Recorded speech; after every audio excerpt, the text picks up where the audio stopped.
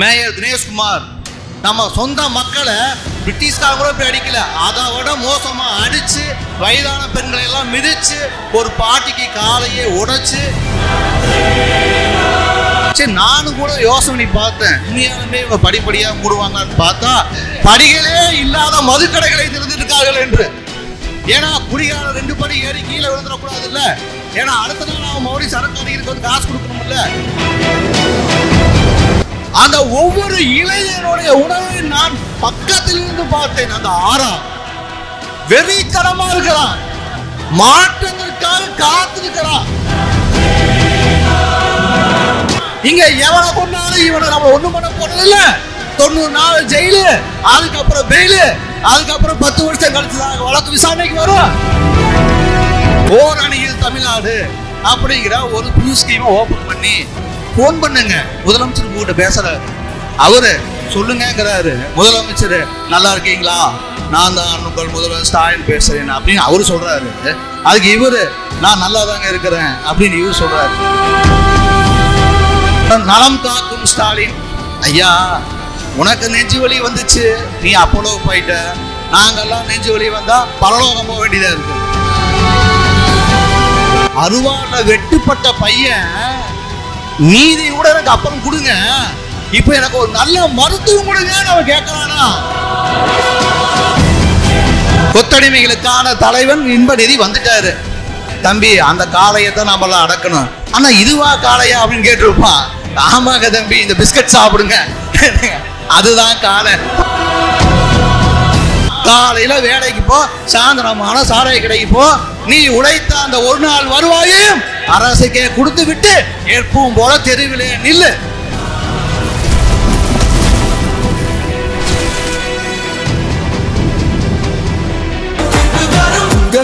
உங்க விஜய் உயிர் என்ன வரனா, உங்க விஜய் எளியவன் குரல் தான், உங்க விஜய் தனியார் இல்ல கடல் தான். இன்னும் எனக்குள்ளேயே இருக்குது.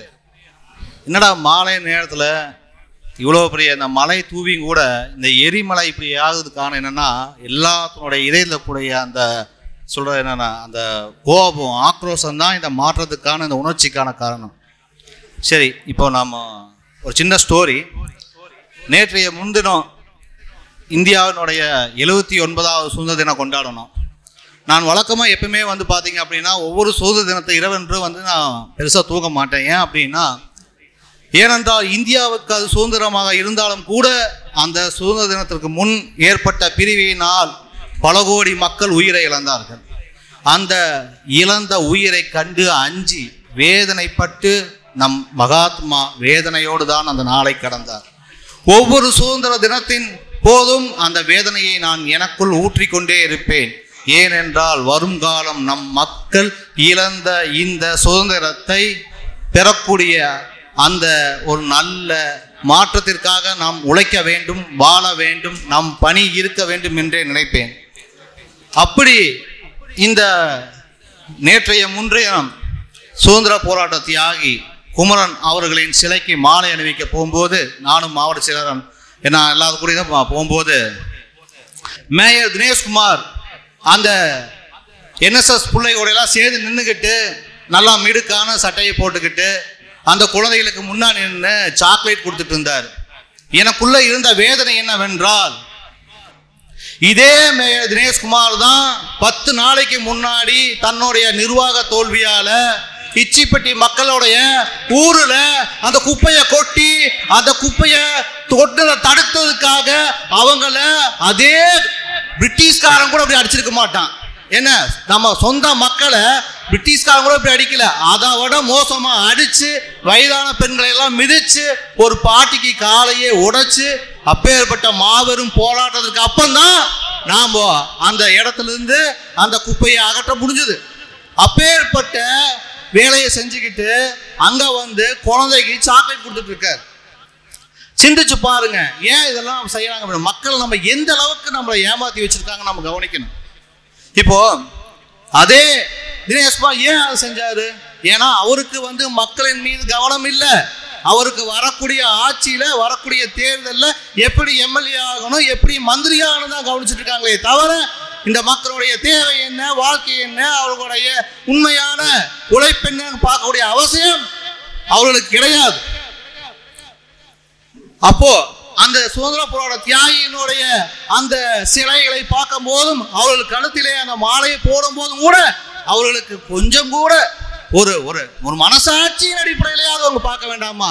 ஏண்டா கோடி கோடியா கொள்ளையடிக்கிறோம், ஆட்சிக்காக படாது பாடு படுறோம், பதவிக்காக காலில் விழுகிறோம், சரி வேற நிகழ்ச்சிக்கெல்லாம் கூட போய்க்கலாம், இந்த மாதிரியான தியாகிகள் இருக்கக்கூடிய இடத்துக்காக நாமெல்லாம் போக வேண்டாம், அவங்களுக்கு ஜோட வேண்டாமா?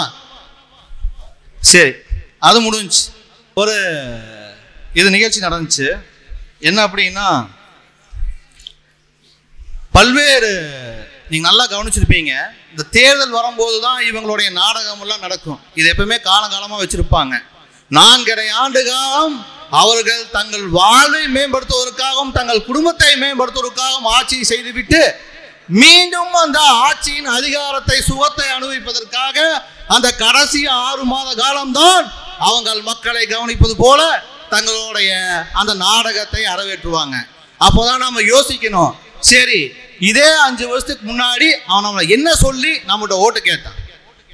மது விலக்கு அப்படின்னாங்க. நாங்கள் ஆட்சிக்கு வந்தால் மது விலக்கை அமல்படுத்துவோம், படிப்படியாக மதுக்கடைகளை மூடுவோம் அப்படின்னா, சரி நானும் கூட யோசனை பண்ணி பார்த்தேன், உண்மையாலுமே இவங்க படிப்படியாக மூடுவாங்கன்னு பார்த்தா அப்புறம் தான் தெரிஞ்சது படிகளே இல்லாத மதுக்கடைகளை திறந்துட்டார்கள் என்று.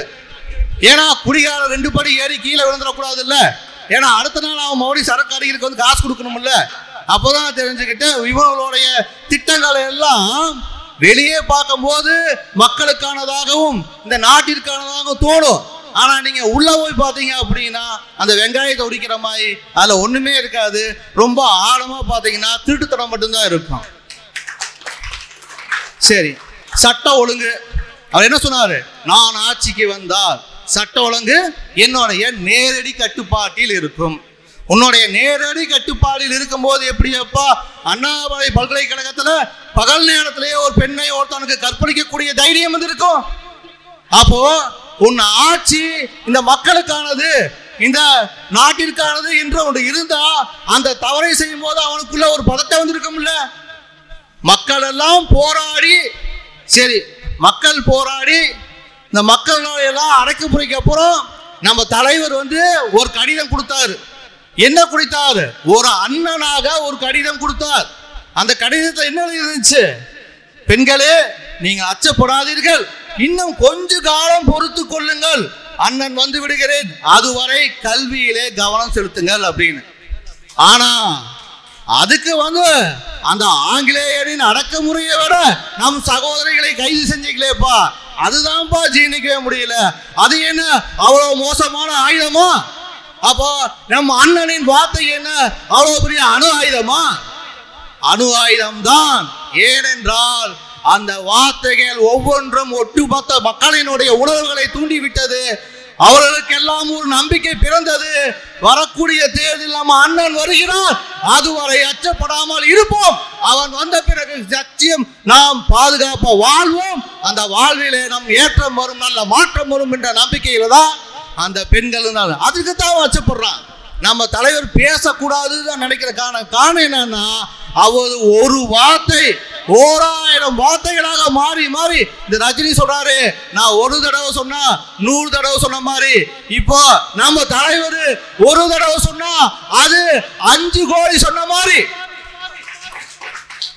5 நிமிஷத்துல போயிடும், உலகம் முழுக்க போய் சேர்கிறது அவருடைய வார்த்தைகள். கடந்த மாநாடு நான் பார்த்து கண்டு வியந்த அந்த மாநாடு ஒட்டுமொத்த இளைஞர்களின் எழுச்சி மாநாடு. நீங்க உதயநிதியினுடைய இளைஞர் எழுச்சி மாநாடுக்கு போனீங்க அப்படின்னா இன்று சாராய் கொடுத்து பீர் கொடுத்து கோர வச்சிருக்கோம்னா அங்க சீட்டை அடிக்கிட்டு இருந்தான். ரீசெண்டா பாத்தீங்கன்னா அந்த வீடியோல தெரிஞ்சிருக்கும். ஆனா இங்க மூச்சை சுவாசிப்பதற்கு காற்று இல்லாத கூட்டம். அந்த கூட்டம் வெறும் மாநாட்டு பந்தலில் அல்ல, மாநாடுகளை தாண்டி 30 கிலோமீட்டர் அளவுக்கு நீண்டிருந்த கூட்டம். அது மதியம் 2 மணி தான் அந்த மாநாட்டிற்கு திறக்க விடும் என்று சொல்லிய போது விடிய காலையிலேயே போய் கூட்டத்தில் அப்பிட்டாங்க. அந்த ஒவ்வொரு இளைஞனுடைய உணவை நான் பக்கத்தில் இருந்து பார்த்தேன். அந்த ஆறா வெறித்தனமா இருக்கிறான், மாற்றத்திற்காக காத்திருக்கிறான். தன் தலைவன் பேசி சென்ற பிறகு கூட அந்த மேடையாவது பார்த்து விட்டு சென்ற வேண்டும் என்று விடிய விடிய விடிய காலை 5 மணி வரை மாநாட்டின் வெறும் மேடையை பார்த்து போட்ட ஒரே மாநாடு நம் தமிழக வெற்றி கழகத்தினுடைய மாநாடு தான். சரி, அது முடிஞ்சு. நம்ம திருப்பூர் எப்படி இருந்துச்சுங்க? கொங்கு மண்ணில் பிறந்து கொங்கு மண் எவ்வளவு அழகா மென்மையா காத்தோட்டமா இருந்துச்சு. அதை இன்னைக்கு என்ன பண்ணி வச்சிருக்கானுங்க? கொலைகளின் நகரமாக்கி வச்சிருக்கான். எங்க பார்த்தாலும் கொலை. உன்னுடைய அதுதான் ஆட்டை கடிச்சு மாட்டை கடிச்சு கடைசியில மனுஷனவே கிடைக்குன்னு சொல்ற மாதிரி உன்னுடைய சட்ட ஒழுங்கு சீர்கெட்டதுனாலதான் அவன் ரோட்லயே வக்கீலையும் கொள்றான், போலீஸையும் கொள்றான். ஏன் போலீஸ கொள்றான்? இங்க எவனை கொண்டாலும் இவனை நம்மள ஒண்ணும் பண்ண போறது இல்ல. 90 நாள் ஜெயிலு, அதுக்கப்புறம் பெயிலு, அதுக்கப்புறம் 10 வருஷம் கழிச்சு வழக்கு விசாரணைக்கு வரும். அதுக்கப்புறம் சாட்சியான அவனுக்கு தெரியாது, இவையான நீதிக்கு தெரியாது. ஆமூத்தத்துல இங்க எவனுக்கு தண்டனை கிடைக்காது. எப்போ ஒரு அச்சம் வரும், தான் செய்யும் தவறிற்கு உடனடியாக எப்போது தண்டனை கிடைக்குமோ அப்போதுதான் அவனுக்கும் அச்சம் வரும். அதனை கண்டு ஒட்டுமொத்த சமுதாயத்திற்கும் அச்சம் வரும். அந்த ஆட்சியை வழங்கக்கூடிய எண்ணம் எப்பேற்பட்டதாக இருக்க வேண்டும்? அந்த ஆட்சியை வழங்கக்கூடிய எண்ணம் நாட்டினுடைய அந்த குடியினுடைய பாதுகாப்பிற்கானதாக இருக்க வேண்டும். அப்பேற்பட்ட தலைவனால் மட்டும்தான் அந்த பாதுகாப்பான ஆட்சியை வழங்க முடியும். அந்த இறந்தவனுடைய நியாயத்திற்கு போராடவும் முடியும். லாக்அப் டெத் நடந்துச்சு, சாரி கேட்டு சாதகமா போயிடலாம் நம்ம தலைவரா பிளான் போட்டாரு. தலைவன் ஒன்றும் பண்ணல. எல்லாரும் என்ன நினைச்சிட்டு இருந்தாங்க? அந்த ஒரு மரணத்தை தான் மையப்படுத்தி பேசிக் கொண்டிருந்தது தமிழக அரசியல்.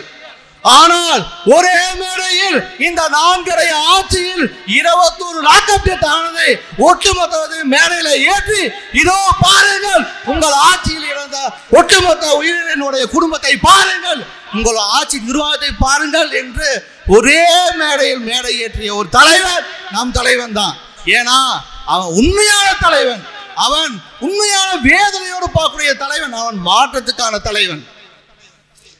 அந்த மேடையில் ஏற்றதுக்கு அப்புறம் தான் தமிழ்நாட்டு மக்களுக்கே தெரிஞ்சது, ஓ இதுல 21 குடும்பம் வந்து லாக்அப் டெத்ல இறந்திருக்கா அப்படிங்கிற செய்தி. லாக்அப் டெத் முடிஞ்சுச்சு.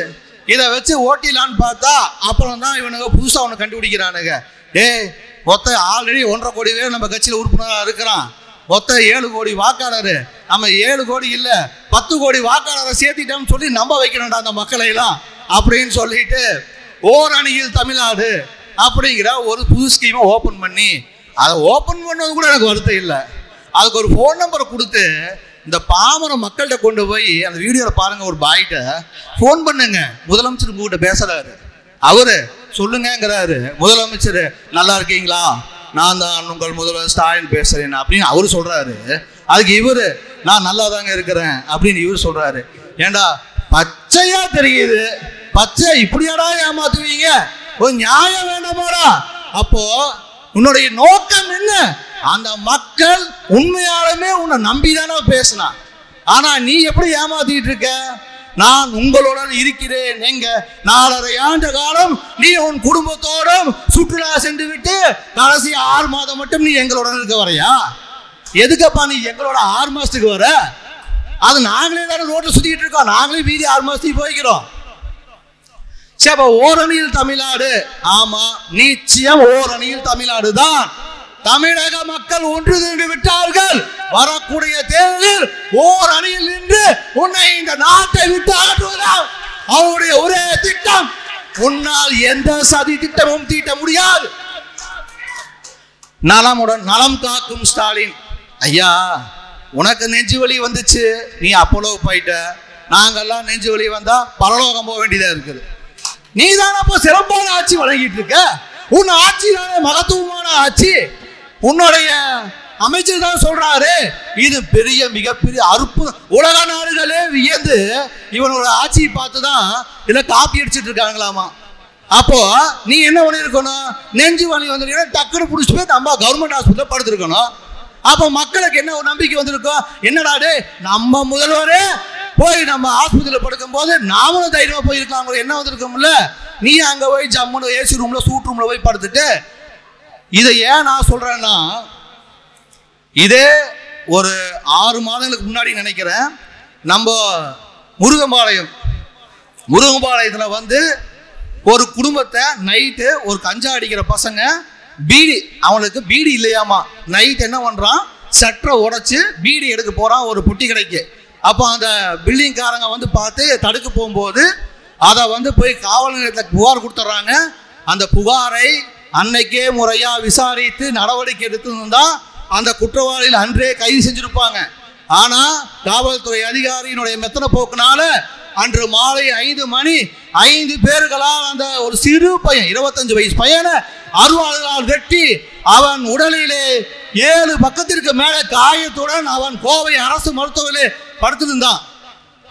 என்னடான்னு போயிட்டு அந்த பையனை போய் மனசு தாங்கல, என்னடா ஒரு சின்ன பையன், அவன் எப்படி நம்பிக்கையோடு இருப்பான், அவனுக்கு நான் நம்பிக்கை கொடுக்கணும் அப்படின்னு அந்த அரசு மருத்துவமனையில் போய், தம்பி நீ ஒன்றும் கவலைப்படாத, உனக்காக எங்க தலைவர் சொல்லியிருக்காரு, இந்த மக்கள் எங்காலும் பாதிக்கப்பட்டால் உடனடியாக போய் நில்லுங்கள், நம் தமிழக வெற்றி கழக தோழர்களுக்காக கண்டு நம்மளுடைய நம்பிக்கை கண்டு மக்கள் நமக்காக காத்திருக்காங்கன்னு சொல்லியிருக்காரு. அதனால எங்க தளபதி சொல்லியிருக்காருப்பா, உனக்கு ஏற்பட்ட இந்த அநீதிக்காக நான் கடைசி வரைக்கும் இருப்போம் அப்படின்னு நான் சொன்னதுக்கு அந்த பையன் என்ன தெரியுமா சொன்னான், அண்ணா நீங்க தண்டனையெல்லாம் அப்புறம் பொறுமையா வாங்கி கொடுங்கண்ணா, முதல் வேற ஹாஸ்பிட்டலில் கொண்டு போய் என்ன கொடுங்கண்ணா. ஏண்டா தம்பி அப்படின்னு, அண்ணா ஸ்கேன் எடுக்கிறக்கே 300 பேர் நிற்கிறானுங்கண்ணா, அதில் 300 ரூபா கொடுத்தா முன்னாடி விட்டுறானுங்கண்ணா, ஏன்னா வலி தாங்க முடியலைங்கண்ணா, டாக்டரா இல்லையானே தெரிய மாட்டேங்குதுங்கண்ணா, 2 மாத்திரை தானா கொடுக்குறான், எப்போ கேட்டாலும் எங்கள் அம்மாவை கேட்டால் இங்கே படுத்தாதான் கேஸ் போடுவாங்கன்னு சொல்கிறாங்க அப்படின்னு சொல்லி அந்த அதாவது அருவாரில் வெட்டுப்பட்ட பையன் நீதி கூட எனக்கு அப்புறம் கொடுங்க, இப்போ எனக்கு ஒரு நல்ல மருத்துவம் கொடுங்கன்னு அவன் கேட்கறானா, அவனுடைய ஆழ்மனத்தினுடைய அந்த வலியை நினைச்சு பாருங்க. அப்போ ஒட்டுமொத்த நாடு எங்கும் இதே அவலமான சூழ்நிலை தான் இன்றைக்கு இருக்குது. ஏன்னா ஆட்சி எல்லாமே வந்து ஜோலிங் ஆட்சி, எல்லாமே வந்து அந்த வீடியோ ஆட்சியை நடத்திட்டு இருக்காங்க அவங்க. சரி, அதெல்லாம் முடிஞ்சதுக்கு அப்புறம் வந்து நம்ம இப்போ அடுத்தது வந்து நம்ம உதயநிதியெல்லாம் விட்டுறலாம், அவரெல்லாம் எப்போவோ அடுத்த கட்டத்துக்கு வந்துட்டாரு. இப்போ அண்ணன் இன்பநிதி வந்துட்டாரு, கொத்தடிமைகளுக்கான தலைவன் இன்பநிதி வந்துட்டாரு. அவரை என்ன பண்றானுங்க, இவங்களுக்கு எப்பவுமே வந்து அந்த ஒரு ஹிஸ்டரி போடுவானுங்க, இவர் எப்ப இருந்து இந்த இயக்கத்துக்கு பாடுபட்டார் அப்படின்னு. அதுல வந்து என்ன பண்ணிட்டாங்க அப்படின்னா, உதயநிதிக்கு வயிற்றுல கருவிலிருந்து இருக்கும் போதே அவர் இந்த இயக்கத்துக்காக பாடுபட்டார்னு ஒரு ஹிஸ்டரி சொல்லிட்டானுங்க. இன்பநிதிக்கு என்னடா பண்ணலான்னு பார்க்கும்போது தான் அந்த ஜல்லிக்கட்டுக்கு ஒரு டிஷர்ட்டை போட்டு கூட்டு வந்துட்டானுங்க. ஏன்னா இப்பவே அவர் பாரம்பரிய நிகழ்ச்சியில் கலந்துக்கிட்டார்ல, அது பாரம்பரியம்னு தெரியாது, அது மாடுன்னே அவனுக்கு தெரியுமா எனக்கு தெரியாது. என்ன அதான் சொல்லியிருப்பானுங்க, அந்த பையன் ரொம்ப நாளாக பார்த்துட்டே இருப்பான். அப்போதான் அமைச்சர் சொல்லியிருப்பாரு, தம்பி அந்த காளையை தான் நாமெல்லாம் அடக்கணும். ஆனால் இதுவா காளையா அப்படின்னு கேட்டிருப்பான். ஆமாங்க தம்பி, இந்த பிஸ்கட் சாப்பிடுங்க, அதுதான் காளை. தம்பிக்கு ஒரு தமாஸ் பாருங்க, சும்மா நம்மளோட ஜாலியாக பேசுறாரு. ஏன்னா அவன் தான் கொத்தடிமையாச்சு, அவனுக்கு அமைச்சர் பதவி தானே முக்கியம். அது காளையா இருந்தா, அது வந்து பூனையா இருந்தா அவனுக்கு என்ன, இங்க ஆமை போட்டா தானே மந்திரி பதவியில் உட்கார முடியும். அப்படி அந்த ஒரு கேடுகட்ட என்ன, எனக்கு இது புரியவே மாட்டேங்குது. ஏன்னா அரசியல் வந்து உண்மையாலுமே கஷ்டம் தான், நீங்க நினைக்கிற மாதிரி வந்து அது மகிழ்ச்சியானது கிடையாது. ஒட்டுமொத்த மக்களுக்காக நீங்க வந்து இரவு பகல் தூங்காம எப்படா இந்த மாதிரி இவ்வளவு சிரமப்பட்டு, அப்போ வந்து இதுக்கு முன்னாடி நமக்காக போராடிய முன்னோர்கள் மாதிரி இவனுக்கு இவ்வளவு கஷ்டப்படுறான்னு பார்த்தா அப்புறம் தான் தெரிஞ்சது, இவனுக்கு அடிச்ச காசு கொஞ்ச நஞ்சம் இல்ல. ஆட்சி போனால் காட்சி மாறும், காட்சி மாறினால் வாழால் முழுக்க சிறையில் இருக்க வேண்டும் என்ற அச்சத்துக்காகத்தான் இவனுக்கு இந்த போராட்டம் போராடிட்டு இருக்கானுங்க. இவனுக்கு சொல்றானுங்களே, நாங்கள் வந்து இந்த மக்களுக்காக சொல்றாங்களே, நான் ஒண்ணுதான் கேட்கிறேன், ஆங்கிலேயன் கூட நம்மை வந்து வாள் முனையிலும் துப்பாக்கி முனையில தான் ஆட்சி செஞ்சான். ஆனா சொந்த நாட்டு மக்களைவே நீ வந்து வாக்குக்கு பணம் கொடுத்து அடிமைகளாய் வைத்திருப்பது எவ்வளவு பெரிய கேவலம் தெரியுமா? அதோட அந்த அடிமை மக்களுக்கு தன்னை முதல்வர் என்று நீ புகழாரம் சூட்டிக் கொள்வது அதை விட கேவலமானது. சொந்த மக்களை நீ என்று அடிமைப்படுத்தி ஆள வேண்டும் என்று நினைத்தாயோ அப்பவே நீ மக்களுக்கு சொந்தமானவன் கிடையாதுடா. ஏன்னா பெத்த பையனுக்கு போய் நான் தான் அப்பா நான் 5 ரூபா கொடுப்பனா, என்னை குடும்ப தலைவன் ஆக்கிக்கன்னு எங்க அப்பா என்ன ஒரு டைம் ரேஷன் கடைக்கு போகும்போது 5 வருஷத்துக்கு ஒரு டைம் 5000 ரூபாய் கொடுத்துட்டு இருக்காரா? என்று அவர் என்னை பெற்றாரோ அன்றே அவர் என் தந்தையானார். அதே போல நீ இந்த நாட்டிற்கானவன் மக்களுக்கானவன் என்றிருந்தால் நீ எப்போதும் தலைவனாய் இருந்திருப்பாய். ஆனால் வெறும் வெறும் அற்ப ஆட்சி. என்னடா ஆட்சி? 60 வயசு 70 வயசு செத்து போயிருவ. ஆண்டாண்ட மன்னர்கள் கோடான கோடி வாழ்ந்த தலைவர்கள்லாம் கண்ணுக்கு தெரியாம போயிட்டாங்கடா. டே எல்லா சேலைகளையும் காக்க ஆயுதண்டா போயிட்டு இருக்குது. அதை துடைக்கிறதுக்கே நேரம் பத்தது இல்லை. அப்புறம் எதுக்குடா இந்த பாடு போடுறீங்க அந்த பதவிக்கு? ஏன்னா இந்த மக்களை நினைச்சு பாருங்கடா. நீ ஒன்றும் இல்லைங்க. முதல்வர் வந்துட்டு இருக்கக்கூடிய காரோடைய விலை என்ன தெரியுமா? 1,85,00,000 ரூபா. நாமெல்லாம் இங்க இருக்கிறோம் தெருக்கோடியில் இருக்கிறோம். நீ தெருக்கோடியில் இருக்கிற மக்களுக்கு தாண்டா நீ முதல்வராகணும்னு ஆசைப்படுற. நான் என்ன ஆசைப்படுறேன்னா எங்களுக்கு சொல்லி கொடுறா. உன் பையன் எப்படி இப்படி வாழ்றான், உன் பேரன் எப்படி இப்படி வாழ்றாங்கிற அந்த தத்துவத்தை எங்களுக்கும் கற்றுக் கொடு. நாங்களும் செல்வந்தர்களாக கோடிக்கணக்கான பணத்தை ஈட்டி துபாயை போல நாமளும் செல்வந்தர்களாக வாழ நாங்களும் தெரிஞ்சுக்கிறோம். அதுக்கப்புறம் வந்து அந்த செல்வந்தர்களின் தலைவனாக அரசனாக நீ ஆட்சி செய். ஏன்னா அப்படியெல்லாம் வந்துட்டோம்னா நமக்கு அறிவு வந்துடும். அறிவு வந்தா உண்மை தெரிஞ்சிடும். உண்மை தெரிஞ்சா இவனுக்கு நம்ம வாக்களிக்க மாட்டோம். அதனாலதான் நமக்கெல்லாம் அவன் வச்சிருக்கிற ஒரே வேலை என்ன தெரியுமா?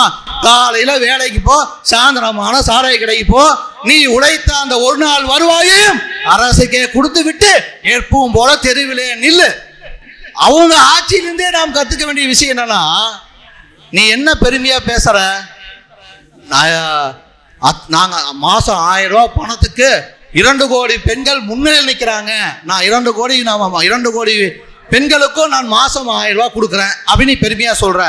50 ஆண்டு காலம் இந்த நாட்டை ஆட்சி செய்து அந்த நாட்டின் குடிமகன் வெறும் மாதம் 1000 ரூபாய்க்கு கையேந்ததுதான் உன் ஆட்சியின் அப்படின்னா இது அசிங்கப்பட வேண்டியது யார்? அசிங்கப்பட வேண்டியது நீதான். உன் ஆட்சியிலேயே நீ சொல்ற மாசமான 1000 ரூபாய்க்கு எங்க மக்கள் வந்து லைன்ல நிக்கிறாங்க அப்படின்னு. எப்பேற்பட்ட மக்களை நீ உருவாக்கி இருக்கணும்? மாசமான 50,000 ரூபாய் இந்த நாட்டுக்கு வரி கட்டுற மாதிரியான மக்களை நீ உருவாக்கி இருக்கணும் 50 ஆண்டு ஆட்சியில. அதனால உங்கள்கிட்ட ஒன்னே ஒண்ணுதான் கேட்டுக்கிறேன். நம்ம மக்களா யதார்த்தமானவங்க, நம்பிக்கையோட வாழ்றவங்க. நாம தான் தலைவருடைய கொள்கைகளை வீடு வீடா கொண்டு போய் சேர்த்தணும். இவர்களுடைய திருட்டுத்தனத்தெல்லாம் நம்ம சொல்லி புரிய வச்சு நிச்சயம் ஆட்சி மாற்றம், அதுவே இந்த வாழ்வின் காட்சியின் மாற்றம் என்று கூறி வாய்ப்பு நன்றி கூறி விடைபெறுகிறேன். நன்றி.